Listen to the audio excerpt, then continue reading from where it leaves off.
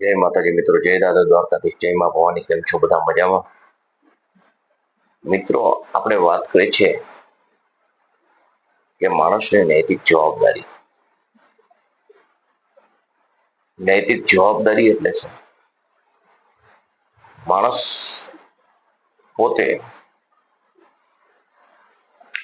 માણસ રીતે જ્યારે જન્મે છે ને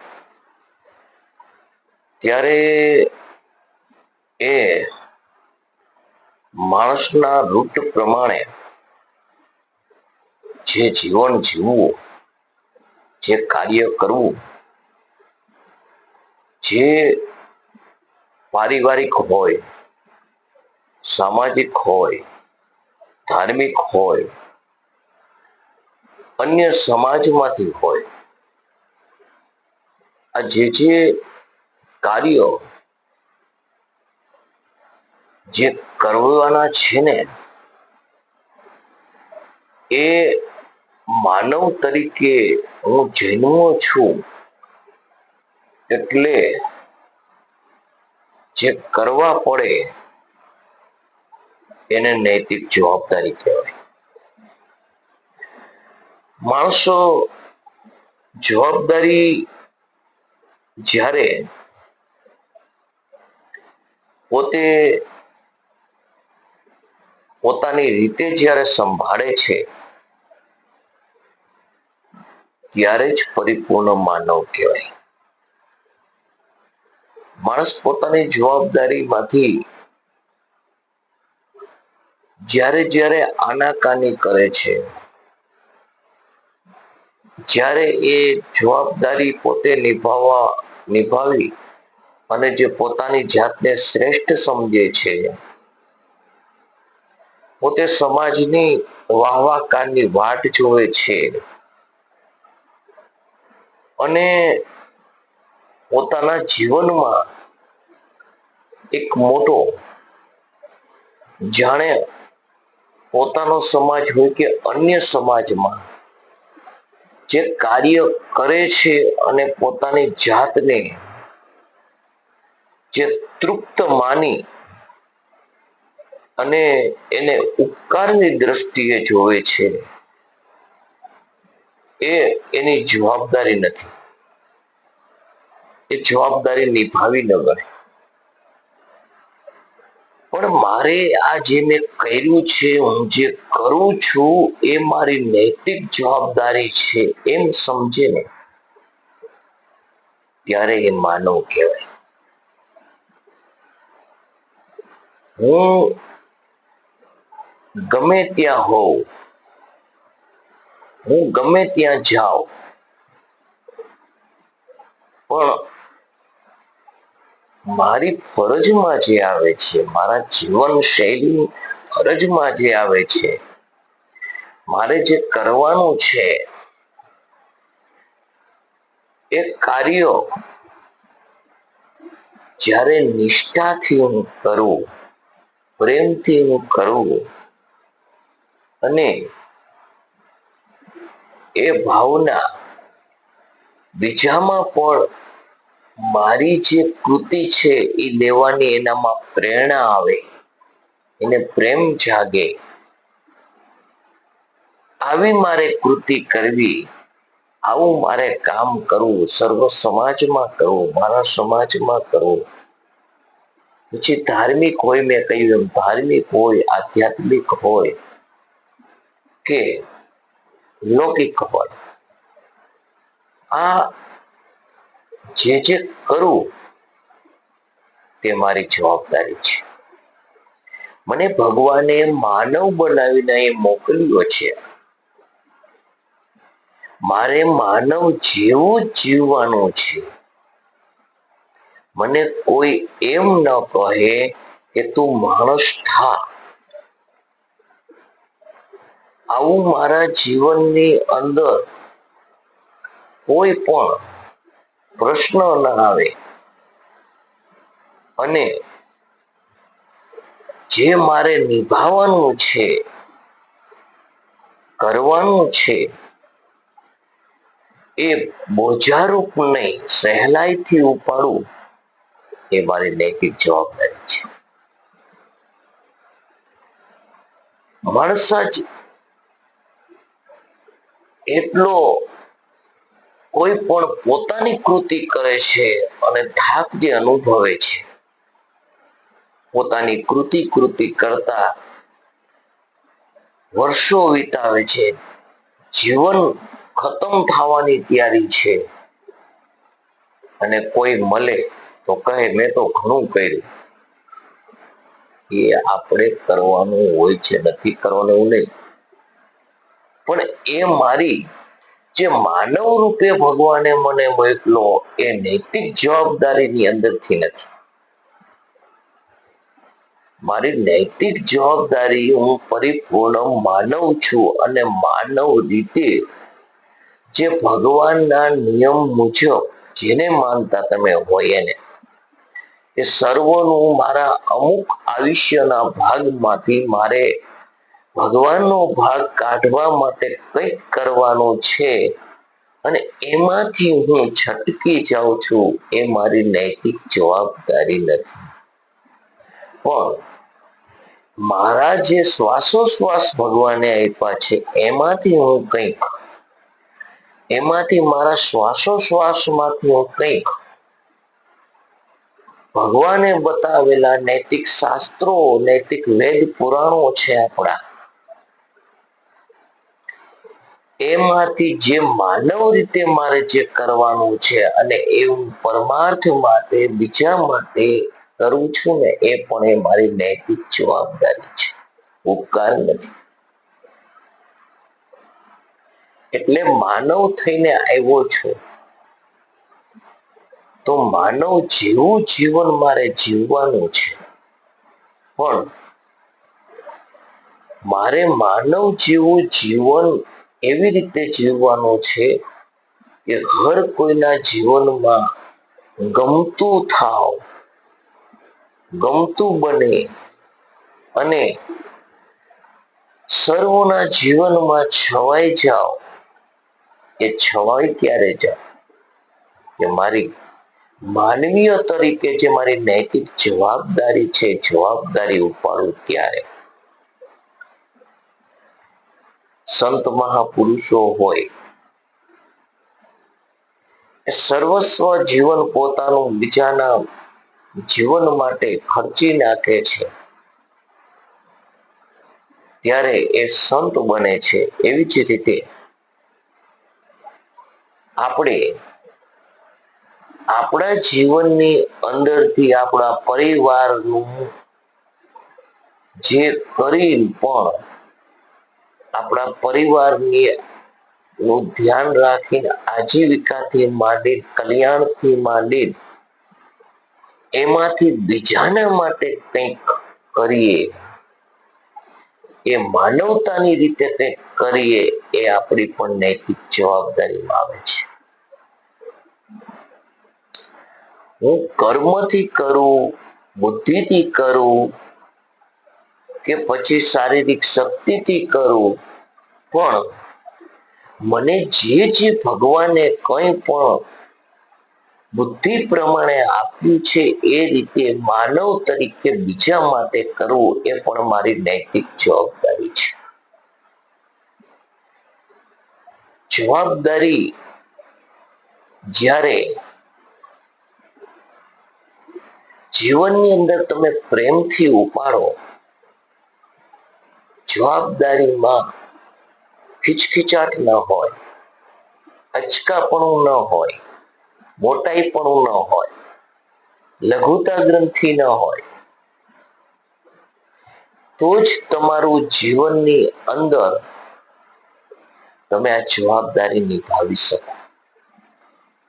કારણ કે જે કર્મ કરીએ છે ને, એ કર્મ તમને જો બોજ લાગે ને, તો તમને થાક લાગે. થાક લાગે ને એટલે તમને તમારા જીવનની અંદર સ્ફૂર્તિ ના રહે, ઉત્સાહ ના રહે, આનંદ ન રહે. એટલે તમે તમારી નૈતિક જવાબદારી નિભાવી ન શકો. પરંતુ તમારા જીવનની અંદર ઉત્સાહ, આનંદ રહીએ, પ્રેમ ભાવના રહીએ, તો તમારી નૈતિક જવાબદારી પણ ખીલી શકે, મહેકી ઉઠે. અને વધારે તમે નૈતિક જવાબદારી તમારી જે માનવ તરીકે છે એ ઉપાડી શકો, કરી શકો, અને તમને બોજ ના લાગતા સર્વત્રના હૃદયની અંદર તમે સ્થાન પામી શકો. ભલે પછી ગમે તે સમાજ હોય, પણ સમગ્ર માનવ સમાજ છે એ માનવ સમાજની અંદર તમે માનવતાને મહેકી ઉઠો.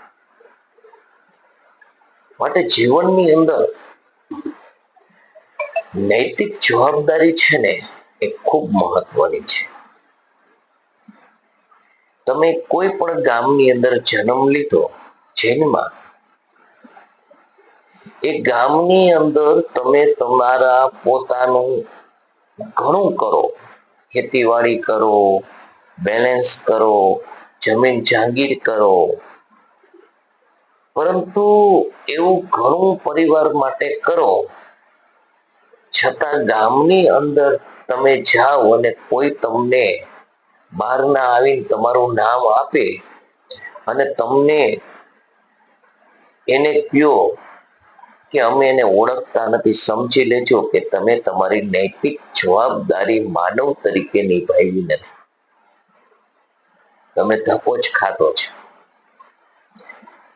કારણ કે પેટ ભરવા માટે અને પરિવારનું પેટ ભરવા માટે આપણે તો કઈ ને કઈ આપણા સંતાન પાસે, પરિવાર પાસે આશા હોય છે, પણ નિરાશા વગરના પ્રાણી પંખી પણ પેટ ભરે છે અને પોતાના સંતાનોને જ્યાં સુધી સમર્થ ન બને ત્યાં સુધી એને પણ પેટ ભરાવે છે. તો તમે માનવ તરીકે કોઈ કૃતિ કરી નથી. ભગવાને જે તમને નૈતિક જવાબદારી, ઈશ્વરીયની જવાબદારી કંઈક માનવ બનાવીને મોકલો છો, એના બદલાની અંદર તમારે કંઈક નૈતિક જવાબદારી નિભાવવાની છે. ભગવાનની કૃતિ કરી કે માનવ સેવાય કે પ્રભુ સેવાય, માનવીય ખીલાવવાનું છે અને પોતાનું ખીલાવવાનું છે ને બીજાના માટે કંઈક કરવાનું છે. આ જવાબદારી તમે ઉપાડી નથી, એટલે તમને કોઈ ઓળખતું નથી. પણ કોઈ પણ નિસ્વાર્થ ભાવે જે તમે ભગવાને તમને કંઈક તમારામાં આશા રાખીને માનવ બનાવીને મોકલ્યા છે અને એના બદલામાં કંઈક કરી છૂટો, તો એ તમારી નૈતિક જવાબદારી છે. અને એના લીધે ગામની અંદર, અન્ય સમાજની અંદર તમારી જે જવાબદારી છે ખીલી ઉઠી છે. અને એક નામ દેતા સામેનો માણસ પાંચ ઓળખ આપી દે, એ તો ભાઈ આ, એ તો આમ, એ તો તેમ, હાલો અહીંયા રહીએ છે, હું તમને મૂકી જાય, સમજી લેજો જીવન સફળ થઈ. બાકી ઘણે બંગલા હોય, ગાડી હોય, અરે વૈભવનો કોઈ સીમા ના હોય ભૌતિક, પણ ભૂંડ જેવું જીવન તમારા પરિવાર માટે જ તમે વિતાવ્યું હોય, તો તમે સમજી લેજો તમારી નૈતિક જવાબદારી માનવ તરીકે નિભાવી નથી, પરિવાર રીતે નિભાવી છે. અને કરવું છે, ન કરવું છે ને હું એની નિંદા પણ નથી કરતો, પણ આપણે અત્યારે માનવીય જીવનની અંદર કોઈ પણ માણસ આપણું કામ કરે છે તો એના બદલામાં આપણે કામ કરવું પડે, એ આપણી જવાબદારી છે. એવી જ રીતે ભગવાને પણ આ માનવીય શરીર આપી અને આપણને અહીંયા મોકલ્યા છે, તો એને કંઈક આશા તો હશે ને. અને એ આશા એટલે માનવીયની નૈતિક જવાબદારી. મિત્રો, હું જે તમને વાત કરું છું ને, એ પૂજ્ય દાદાજીના મારે વિચારો છે. મારા લોહીની અંદર આ વિચારો વણાઈ ગયા છે. મારું જીવન ખીલ્યું છે ને તો પૂજ્ય પાંડુરંગ શાસ્ત્રી દાદાજી, દીદીજી આની જે અમૃત વાણી જે છે એવું પરિપૂર્ણ આપણે ન થઈ શકીએ, એના 10% પણ આપણે ન થઈ શકીએ, પણ જે મારી જીવનની અંદર મારા જીવનની બદલ નૈતિક જવાબદારી આવા વિશેષ જે હું તમને વાતો કરું છું ને, એ પૂછ્ય આપણા પાંડુરંગ શાસ્ત્રી દાદાજી સ્વાધ્યાય પરિવાર ના પાથરણા ઉપરથી વિચારો મને મળ્યા છે. હું એના આજીવન ઋણી છું. મિત્રો, તમારા સંતાનોને પણ નૈતિક જવાબદારી શું છે સમજાવવું હોય, તમારે તમારા પરિવારનો પ્રેમ મેળવવો હોય બુઢાપામાં, ચોક્કસ સ્વાધ્યાયના પાથરણા ઉપર બેસે એવું કરજો. કે પછી તમે ગમે ધર્મના સ્થાન ઉપર તમારા સંતાનોને મોકલતા હોય, એનો વિરોધ નથી, પણ એની વાણી, વર્તન અને વિચાર માં તમે ઘરે આવે ને ત્યારે પારખજો, વિચારસરણીમાં કેટલો ફરક છે, હતો એમાંથી કેટલો ફરક છે, તો ચોક્કસ તમને એનો આંકડો મળી જશે, એનું પરિણામ મળી જશે. માટે નિસ્વાર્થ ભાવ પ્રેમ મેળવવો હોય ને તો સ્વાધ્યાયના પાથરણા ઉપર મોકલજો. તમને એવું થતું હશે કે અમે સ્વાધ્યાય પરિવારમાં જઈએ છીએ તો એમાં કોઈની બદલ, ભાઈ આમાં એવું છે, આપણે મંદિર છે ને એમાં બધા જતા હોય, એમાં બધાની બદલ નથી આવતી. આપણે આપણું સ્વનું અધ્યયન કરવાનું છે, બીજાનું કરવાનું નથી. માટે મિત્રો, નૈતિક જવાબદારી જે છે ને એ શીખવું હોય ને તો આપણા વેદ, ઉપનિષદ, ભગવદ્ ગીતા, આપણી રામાયણ, આવા ગ્રંથો ખોલજો તો તમને ખબર પડશે કે નૈતિક જવાબદારી એટલે શું. મિત્રો, પૈસો ગમે ત્યાંથી મળશે પણ પારિવારિક પ્રેમ નહીં મળે, પારિવારિક ભાવના નહીં મળે. આ જો મેળવવું હોય ને તો સંતાનોને નૈતિક જવાબદારી જેવા પાઠો શીખવજો. દાદા જેવા જે સ્વાધ્યાય કાર્ય ના પ્રણેતા, એના પાથરણા ઉપર બેસાડજો. બાલ સંસ્કાર કેન્દ્રમાં, યુવા કેન્દ્રમાં યુવાનોને મોકલજો. મિત્રો, જીવનની અંદર નૈતિક જવાબદારી તમારામાં ખીલશે ને, આવશે ને, એટલે બધું આવશે. આપણે એમ કહીએ ભગવાન સદબુદ્ધિ આપજે. સદબુદ્ધિ આવે ને એટલે કઈ માગવું ન પડે, બધું ઓટોમેટિક આવી જાય તમારા સામે. મિત્રો, આ વાત તમને કેવી લાગી મને જણાવજો. વિડીયોને લાઈક કરજો, શેર કરજો, સબસ્ક્રાઈબ કરજો અને મિત્રો કોમેન્ટ કરજો. મિત્રો, તમને બધાને ગમે છે મારા વિડીયો, હું જાણું છું. કોમેન્ટ ઓછી આવે છે, કોમેન્ટ કરો. તમારે કંઈ નવું જાણવું હોય, કંઈ કહેવું હોય તો તમારો ભાઈ સમજી અને કહી શકો છો. મેં તો મારા જીવનની અંદર જે બદલ આવી છે અને મને મજા આવી છે, જે ભાવ પ્રેમ છે, જીવન ખીલ્યું છે, તો માનવ તરીકે મને સારું મળ્યું છે, બીજાને આપવું એ મારી ફરજ છે. એટલા માટે આવા વિડીયા હું બનાવું છું ને મોકલું છું. પીરસવું મારું કામ છે, જમવું તમારા હાથની વાત છે. કેટલું ખાવું, કેટલું ન ખાવું, મૂકી દેવું, કે તમે સ્વતંત્ર છો. જય માતાજી, જય દાદા દ્વારકાધીશ, જય માં ભવાની.